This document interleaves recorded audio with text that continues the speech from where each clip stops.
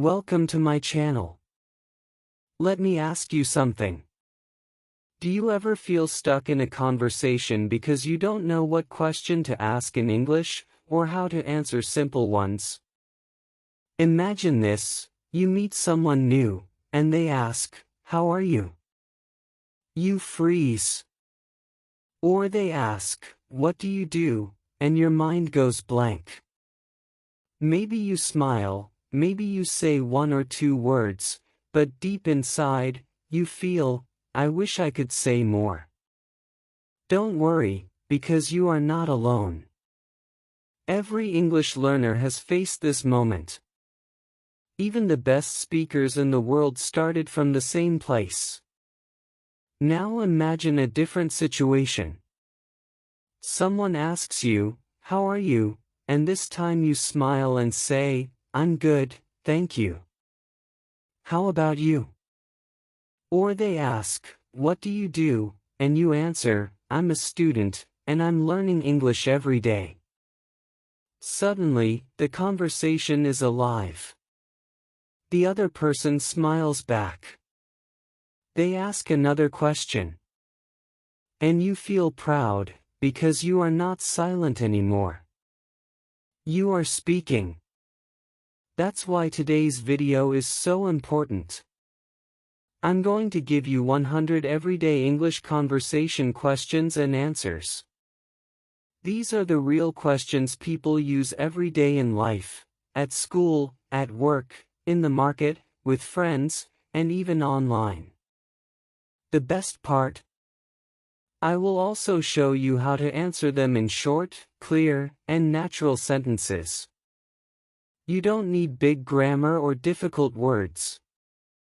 Simple English is powerful enough to connect with people. By the end of this video, you will not only understand the questions, but you will also know exactly how to answer them with confidence. So stay with me, because each chapter will unlock new situations that will make your English flow naturally. Let's begin this journey together. Chapter 1: Simple Introduction Questions. When we start any conversation in English, the first step is always introduction. Think about it. When you meet someone for the first time, what do you usually ask? You ask their name, where they are from, maybe their age, and sometimes what they do. These questions are the foundation of every conversation. If you can master these basic introduction questions, you will never feel nervous at the start of a talk. You will always have something to say, and you will feel confident, even in the first few seconds. Let's start with the most common question: what's your name? You will hear this question many times in your life. The simple answer is, "My name is Ollie." That's it. Easy and clear. But you can also use natural alternatives. Instead of saying, "My name is Ollie," you can say, "I'm Ollie," or "I am Ollie." Notice how short and natural it sounds. You don't need big sentences to sound confident. A simple, clear answer is enough. Now let's move to the next question: where are you from? This question is very common, especially if you meet people from other countries. The simple answer is, "I am from Pakistan." But you can also make it a little more natural. You can say, "I'm from Pakistan." Or if you want to be specific, you can say, "I'm from Lahore, Pakistan." You can even say, "I'm originally from Lahore, but now I live in Karachi." Do you see? With one small answer, you can share more information and make the conversation more interesting. Now comes another common question: how old are you? Many learners feel shy when someone asks their age, but don't worry, it's just a normal question. The simple answer is, "I am 25 years old." But again, there are natural ways to say it. You can say, "I'm 25." or I'm 25 years old. You don't need to add more. Short answers are perfect. Let's put these 3 questions together in a small role-play. Imagine this conversation. Person A, hi, what's your name? Person B, my name is Sarah. Person A, nice to meet you, Sarah. Where are you from? Person B, I'm from Pakistan. Person A, oh really? Which city? Person B, I'm originally from Islamabad, but now I live in Lahore. Person A, that's great. How old are you? Person B, I'm 22. Did you notice something? These are very small answers. No big grammar. No difficult words. But the conversation flows naturally. This is the secret. Simple sentences are powerful.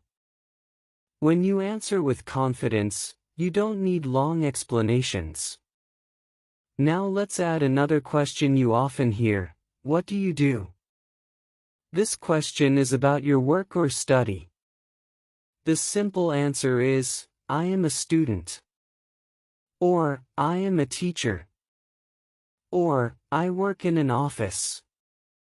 But let's make it sound more natural. You can say, I'm a student. I'm a doctor. I work as an engineer. Or even, I work at a bank. These small answers are very clear and very natural. Let's see another role play. Person A, hello, what's your name?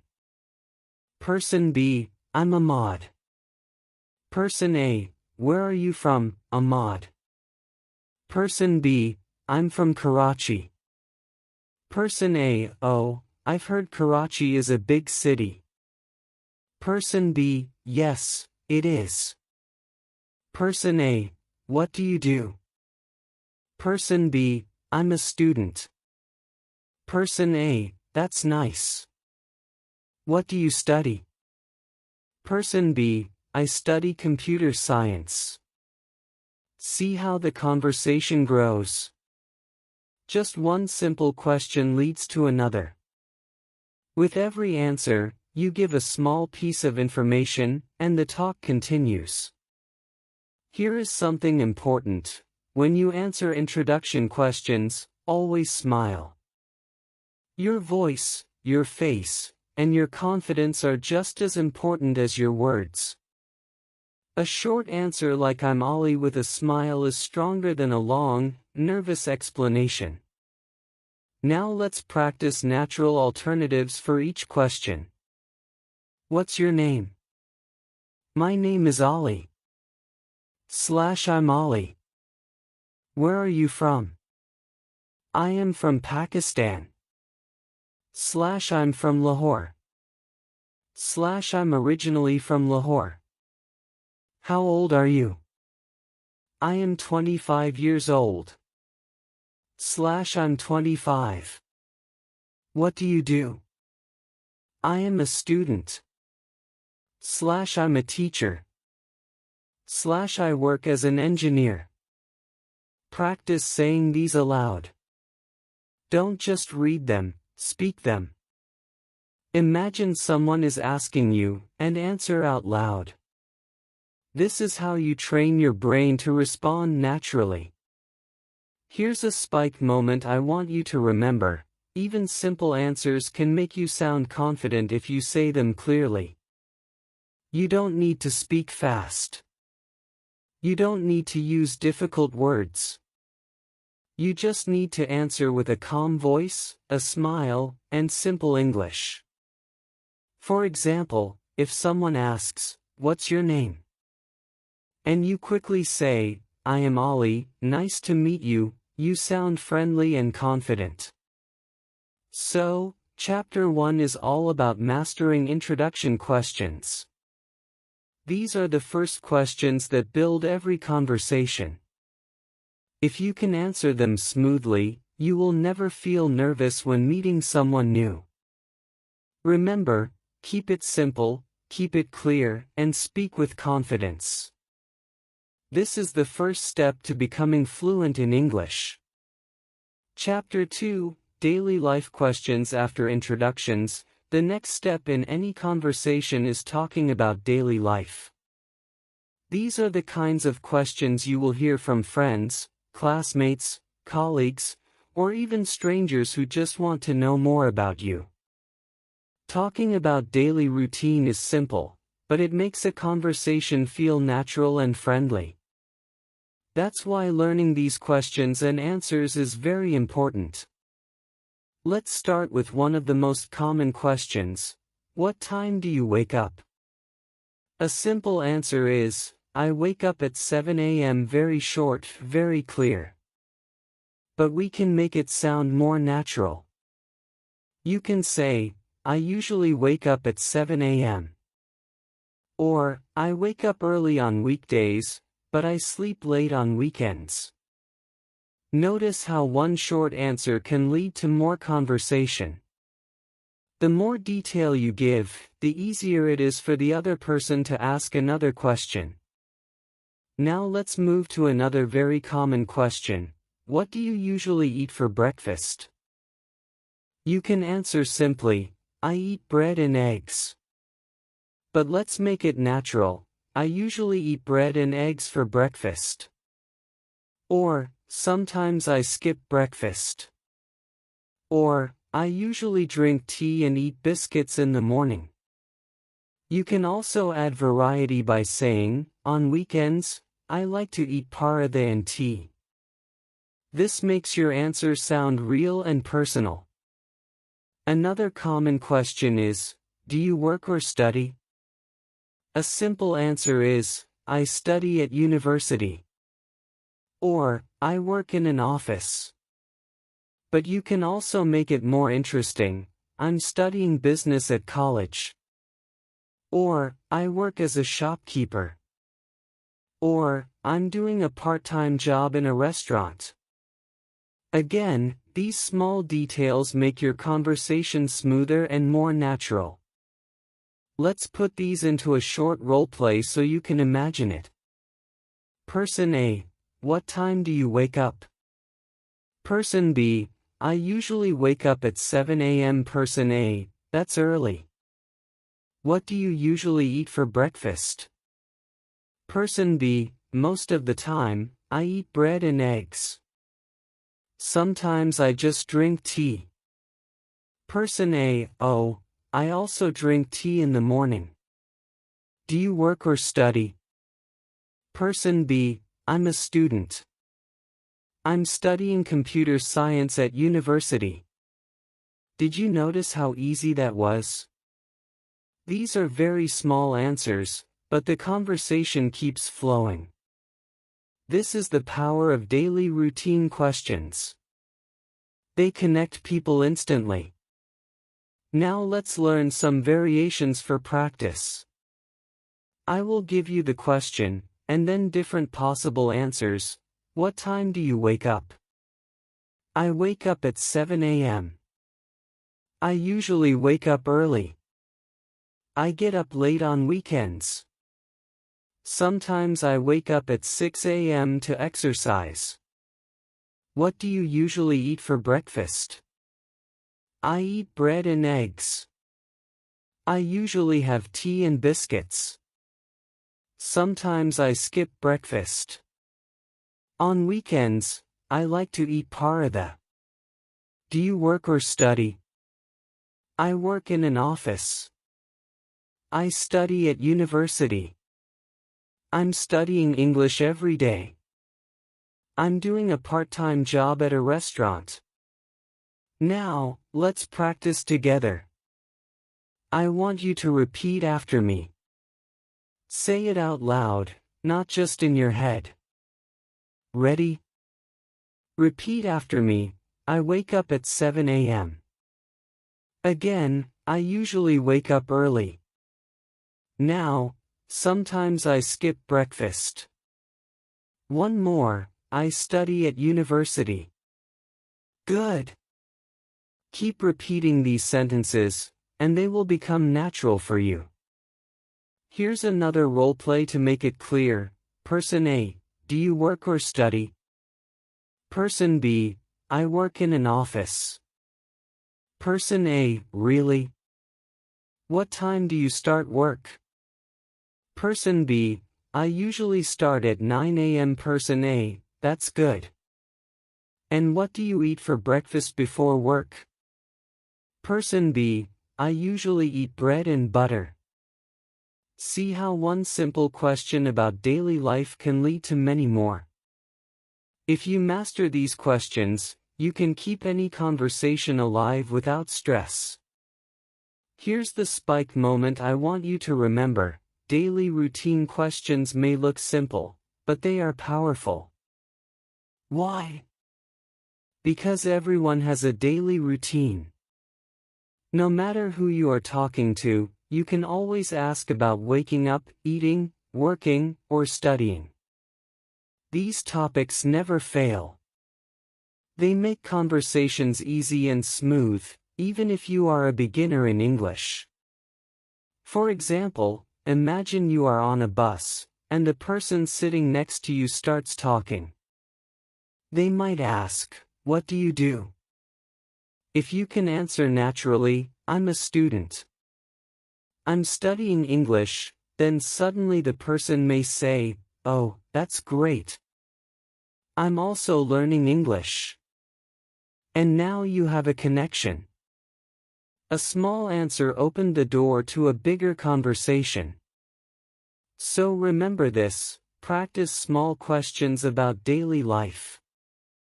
Practice answering them clearly and confidently. Practice saying them aloud. The more you practice, the easier it will be when you meet real people. These are the building blocks of English conversation, and once you master them, you will feel much more comfortable in any situation. Chapter 3, Social Questions, Friends and Family. After introductions and daily routine, the next step in building conversation is talking about friends and family. These questions are more personal, but they are also very common. People often want to know about your family life or how you spend time with your friends. These kinds of questions make the conversation feel warmer and more connected, because when we talk about family and friends, we are talking about the people we love. Let's start with a very common question. Do you have brothers or sisters? The simple answer is, yes, I have one brother. Or, yes, I have two sisters. But let's make it more natural. You can say, yes, I have one elder brother and one younger sister. Or, actually, I don't have siblings. I'm the only child. Notice the word actually. It's a natural connector. It makes your answer smoother. Now, another very common question is, what do you do with your friends? The simple answer is, I usually play football with my friends. Or, I watch movies with them. But you can also make it more natural by saying, most of the time, we hang out at the park. Or, sometimes we go shopping together. Or, we often talk and share stories. These small details make your answer real and interesting. Next question, how often do you meet your family? The simple answer is, I meet my family every weekend. But you can say it in different ways. I usually meet my family on Sundays. Or, I don't see them often because I live in another city. Or, I stay with my family, so I see them every day. Again, these natural answers make your conversation flow better. Now let's put these into a role play. Person A, do you have brothers or sisters? Person B, yes, I have one brother. Person A, that's nice. What do you do with your friends? Person B, most of the time, we play cricket. Sometimes we just sit and talk. Person A, oh, that sounds fun. How often do you meet your family? Person B, I meet them every weekend. We usually eat lunch together. Did you see how simple that was? Just 3 questions, and already it feels like a real conversation between friends. Now let's practice different variations for each question. Do you have brothers or sisters? Yes, I have one brother. Yes, I have 2 sisters. Actually, I don't have siblings. I'm the only child. What do you do with your friends? I usually play football with my friends. Most of the time, we hang out at the park. Sometimes we go shopping. We often watch movies together. How often do you meet your family? I meet my family every weekend. I usually meet them on Sundays. I see them every day because I live with them. I don't meet them often because I live far away. Now, I want you to repeat after me. Let's practice together. Ready? Repeat after me. Yes, I have one brother. Now, actually, I don't have siblings. Again, most of the time, we hang out at the park. One more, I meet my family every weekend. Good job! When you repeat out loud, your brain remembers faster, and your mouth gets used to speaking English naturally. Here's another small role play, this time with a little more detail. Person A, do you have brothers or sisters? Person B, actually, I don't have siblings. I'm the only child. Person A, oh, really? Then you must spend a lot of time with your friends. Person B, yes, most of the time, we hang out at the park. Sometimes we play video games together. Person A, that's cool. How often do you meet your family? Person B, I live with my parents, so I see them every day. See how the conversation grows naturally? These small, simple answers help you keep talking. Even if you only use a few words, it's enough to show your personality and build connection. Now here's the spike moment. Family and friends are topics that everybody can relate to. When you talk about your family or your friends, the conversation feels personal and alive. It doesn't matter where you are in the world, everyone has a family, and most people have friends. These questions never fail. They are the best way to build trust and keep a conversation going. For example, imagine you meet someone for the first time. You talk about introductions and daily routine, but after that, if you ask, do you have brothers or sisters? Suddenly the other person starts smiling and talking about their family. Or if they ask you, what do you do with your friends? You can share a simple story. Maybe you say, I often play cricket with my friends in the evening. Instantly, the other person may say, oh, I also love cricket. And just like that, you found common ground. So remember this, social questions are not just about information. They are about building connection.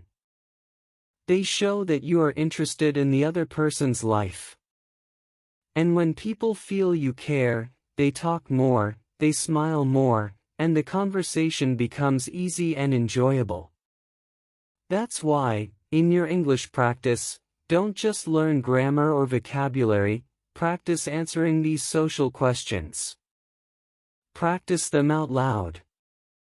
Use natural connectors like actually, most of the time, sometimes, and often. These words will make your English flow naturally. So, Chapter 3 is about learning to talk about your friends and family. These are the conversations that build relationships. Keep your answers simple, add small details, and always show interest. With this, you will never run out of things to say in English. Chapter 4, Free Time and Hobbies Questions. Now that you know how to talk about introductions, daily routines, and family, let's move to something more fun, free time and hobbies. These are the topics that people really enjoy talking about, because hobbies show who we are. When someone asks you about your free time, they are not just asking for information, they want to know your personality, your interests, and the things that make you happy. That's why these questions are so powerful in conversation. Let's start with a very common one. What do you like to do in your free time? The simple answer is, I like reading books. Or, I like watching TV. But we can make it more interesting. You can say, in my free time, I usually watch YouTube. Or, I like spending time with my friends. Or, I enjoy cooking. See how small changes make your answers sound natural and personal.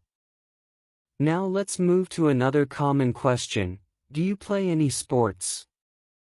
The simple answer is, yes, I play cricket. Or, no, I don't play sports. But let's add more natural detail. You can say, yes, I enjoy playing cricket with my friends in the evening. Or, I sometimes play football on weekends. Or, actually, I don't play sports, but I like watching them on TV. Again, adding one or two words like sometimes, actually, or usually makes your English flow smoothly. The next question is one you will hear many times. What kind of movies do you like? The simple answer is, I like action movies. Or, I love comedy movies. But you can also give alternatives like, most of the time, I watch drama movies. Or, sometimes I enjoy horror movies, but only with friends. Or even, I usually watch English movies to practice my listening. Every small detail makes your answer more interesting and keeps the conversation alive. Let's put these into a role play. Person A, what do you like to do in your free time? Person B, in my free time, I usually watch YouTube. Person A, oh, me too. What do you watch? Person B, I enjoy watching English learning videos and travel blogs. Person A, that's great. Do you play any sports? Person B, yes, I sometimes play football with my friends on weekends. Person A, cool. What kind of movies do you like? Person B, I love action movies, but sometimes I also watch comedies. See how natural that was? The conversation keeps moving, and both people are sharing about their lives. This is how hobbies make conversations enjoyable. Now, let's practice different variations for these questions. What do you like to do in your free time? I like reading books. I enjoy cooking. In my free time, I usually watch YouTube. I like spending time with my family. Do you play any sports? Yes, I play cricket. I sometimes play football on weekends. Actually, I don't play sports, but I like watching them. I enjoy running in the morning. What kind of movies do you like? I like action movies. I love comedies. Most of the time, I watch drama movies. Sometimes I enjoy horror movies with friends. Now, I want you to practice with me. Repeat out loud, I like reading books. Again, in my free time, I usually watch YouTube. Now, I sometimes play football on weekends. One more, I love action movies. Good. Speaking out loud is important, because it makes your brain and your mouth work together. Don't be shy. Even if you are alone, say it clearly. Here's a quick challenge for you. Write in the comments, what do you like to do in your free time? Share your hobby in one sentence.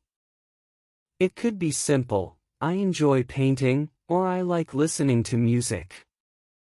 When you write your answer, you practice English, and you also share with others. Who knows? Maybe someone in the comments has the same hobby as you. That's how connections start. Now, here's the spike moment. Hobbies make you interesting in conversation. Think about it. If you only talk about your name, age, and daily routine, the conversation might end quickly. But when you share your hobbies, people get curious. If you say, I enjoy cooking, maybe the other person will ask, oh, what do you cook? If you say, I love action movies, they might ask, which movie is your favorite? Suddenly, the conversation goes deeper. You are no longer just exchanging basic information, you are sharing your life, your passions, your interests. That is what makes people remember you.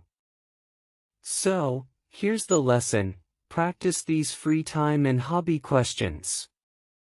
Keep your answers short and clear, but don't be afraid to add one or two extra details. A small detail can open a big door in conversation. And always remember, your hobbies are a part of your identity. When you talk about them in English, you are not just learning the language, you are also sharing yourself with the world.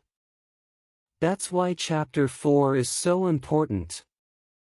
Free time and hobby questions are not only fun, but they also make your English conversations alive, friendly, and unforgettable. Chapter 5, Travel, Food and Culture Questions. Now that you can talk about free time and hobbies, let's move a little deeper into everyday conversations, travel, food, and culture. These are topics that people love because they are full of stories, memories, and emotions. When you talk about travel, you share experiences. When you talk about food, you share taste and comfort. And when you talk about culture, you share traditions and happiness. These topics are not only fun, they also make people feel connected. Let's start with travel. A very common question is, have you ever traveled to another city? A simple answer is, yes, I went to Karachi last year. Or, yes, I traveled to Lahore with my family. But sometimes the answer is no, and that's okay too. You can say, I haven't traveled much, but I want to. Or, not yet, but I would like to visit Islamabad. This shows that you are interested in traveling even if you don't have many stories yet. Now, let's move to food. This is one of the most enjoyable topics because everyone loves to eat. The question is usually, what's your favorite food? A simple answer is, my favorite food is biryani. Or, I really like pizza. But we can make it stronger with small details. You can say, I love biryani because my mother cooks it very well. Or, I enjoy pizza, especially with extra cheese. Or, I like Chinese food, but sometimes I eat fast food too. These little details make your answer more alive and personal. The third question is about culture and festivals. Do you celebrate festivals? You can answer simply, yes, we celebrate Eid with family. Or, yes, we celebrate Christmas together. But let's add some variations. During Eid, we visit relatives and eat special food. Or, on Christmas, we decorate the house and exchange gifts. Or, in my culture, we celebrate weddings with music and dance.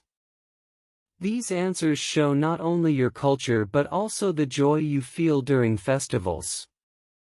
Now, let's put it all together in a short role play. Person A, have you ever traveled to another city? Person B, yes, I went to Karachi last year with my family. Person A, oh, that's nice. What's your favorite food? Person B, my favorite food is biryani. Actually, I love it because my mother makes the best biryani.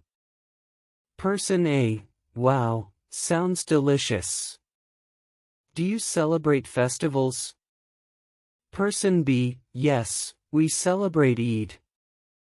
During Eid, we visit relatives and eat special food together. See how simple, clear answers can build a warm conversation. None of these sentences are difficult, but they make the other person feel like they know you better. Let's practice with different variations for each question. Travel questions. Yes, I went to Karachi last year. I traveled to Lahore for a wedding. I haven't traveled much, but I want to. Not yet, but I would like to visit Islamabad. Food questions. My favorite food is biryani. I really like pizza. I love Chinese food. I enjoy eating fruit in summer. Actually, I don't eat meat. Culture/festival questions. Yes, we celebrate Eid with family. During Eid, we visit relatives.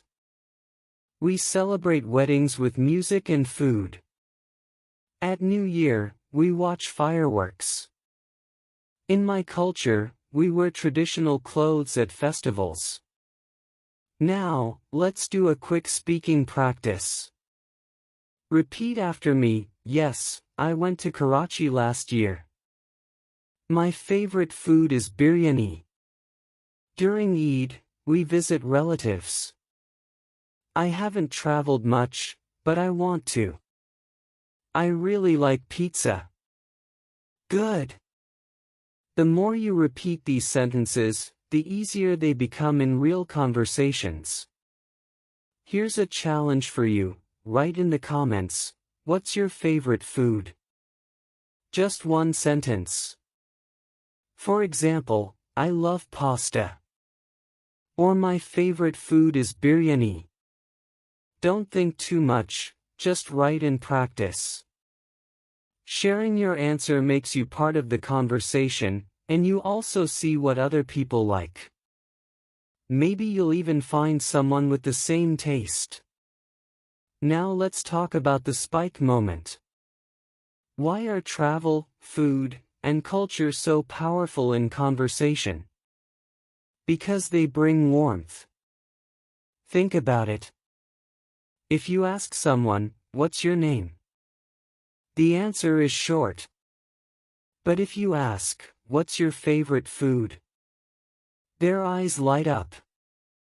They might smile, laugh, or even start telling a story. Food reminds us of family, love, and comfort. Festivals remind us of traditions, joy, and community. Travel reminds us of adventure, beauty, and discovery. These topics touch the heart, not just the mind. When you use these questions in English, you are not just practicing grammar, you are building a bridge of friendship. You are saying, I want to know you as a person, not just your name. That's why conversations about food, travel, and culture feel so warm and friendly. They make people open up, and they make you more memorable. So here's the key: don't be afraid to share your favorite food, your travel dreams, or your festival traditions in English. These are not just answers. They are small stories about your life. And when you share your life in English, you are no longer just a learner, you are a communicator. That is the power of Chapter 5. Use travel, food, and culture questions to make your conversations rich, warm, and unforgettable. Chapter 6, Future and Opinion Questions. We have now reached the final chapter of this journey. You already know how to talk about yourself, your family, your free time, your hobbies, your travels, your food, and your culture. Now, let's end with questions that go a little deeper, questions about the future and your opinions. These questions are special because they don't just tell facts, they tell dreams. They don't just describe today, they describe tomorrow. And tomorrow always gives hope. Let's begin with the first question: what are your future goals? This is a powerful question because it opens the door to your dreams.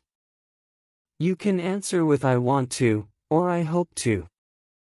For example, I want to become a teacher. I want to be a doctor.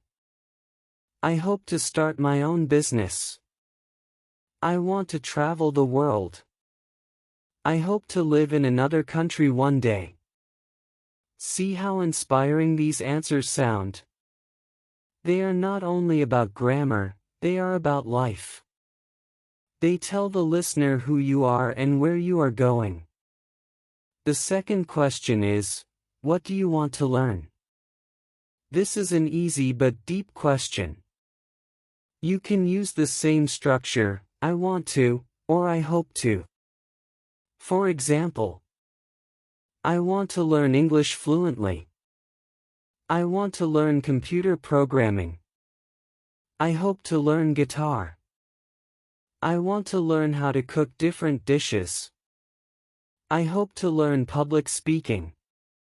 These answers show curiosity. They show that you are growing. People love talking to someone who is learning and improving.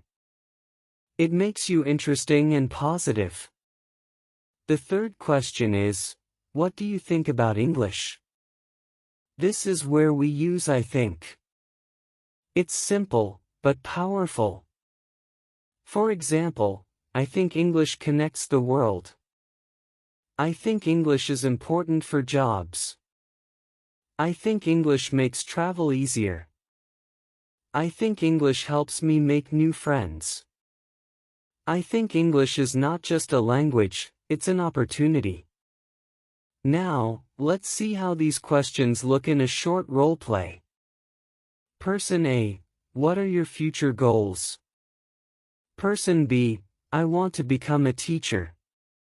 I hope to inspire students. Person A, that's wonderful. What do you want to learn? Person B, I want to learn English fluently and also learn guitar. Person A, great. What do you think about English? Person B, I think English connects the world. It helps me talk to people from different countries. See how the conversation suddenly feels meaningful? It's no longer small talk, it's big talk. This is the spike moment. When you talk about the future and opinions, you are not just exchanging words, you are exchanging hearts. You are telling your dreams, your hopes, your beliefs. That's what makes people remember you. Let's practice with variations. Future goals: I want to become a teacher. I want to be a doctor. I hope to start a business. I want to travel abroad. I hope to write a book. Learning goals: I want to learn English fluently. I want to learn programming. I hope to learn guitar. I want to learn cooking. I hope to learn public speaking. Opinions about English: I think English connects the world.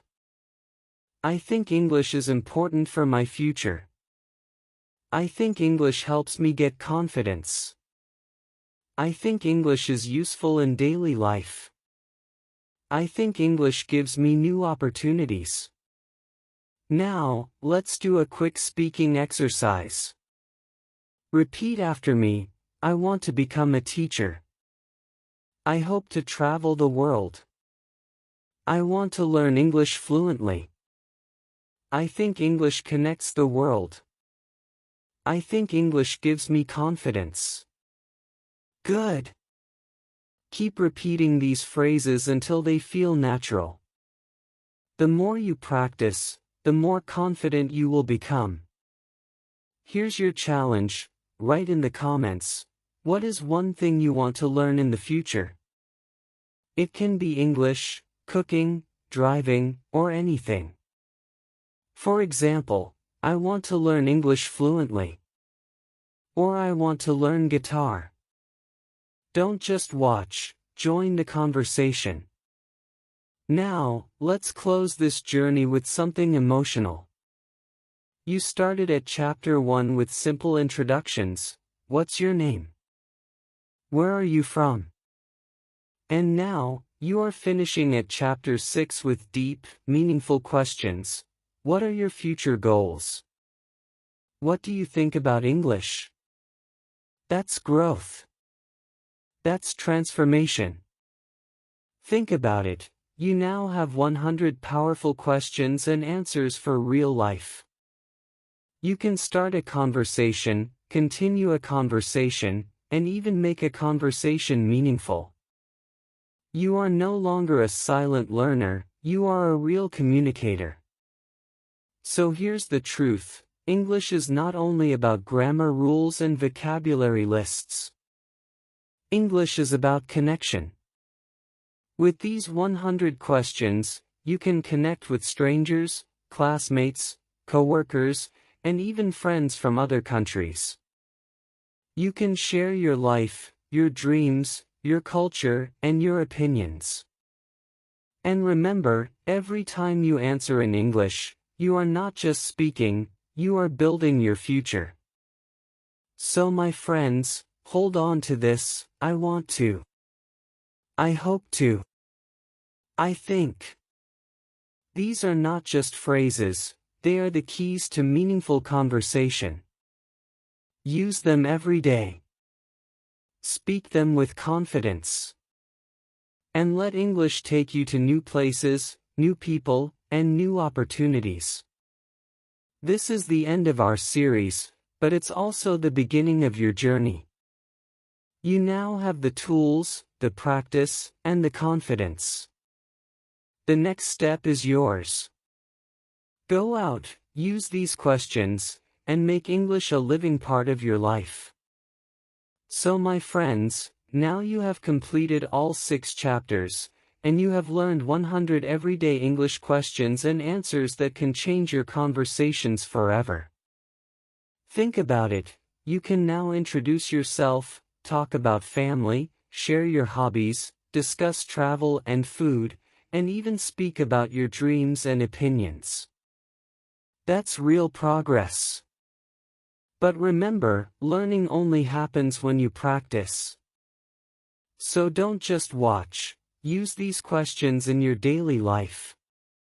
Start with 1 or 2 questions every day, repeat them, and soon English will feel natural, just like your own language. If this video gave you value, please subscribe to my channel, click the like button, and share this video with a friend who also wants to learn English. And don't forget, write in the comments. Which question was the most useful for you? I read every single comment, and I want to reply and help you more on this journey. Until next time, my friends, keep practicing, keep smiling, and keep speaking English with confidence.